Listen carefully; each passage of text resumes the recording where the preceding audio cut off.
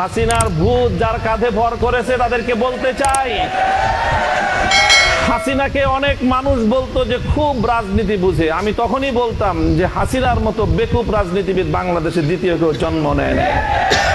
70 বছরের আওয়ামী লীগকে বাংলাদেশ থেকে ধ্বংস করে দিয়ে গিয়েছে শেখ হাসিনা।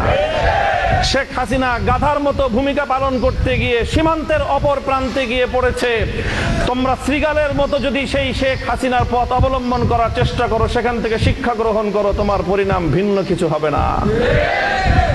ক্ষমতার মসনদে বসলে জনগণকে খুব ক্ষুদ্র মনে হয় না? ক্ষমতার মসনদে বসে শুনেছিলাম ইঁদুর নাকি নিজেকে সিংহের মতো ভাবে।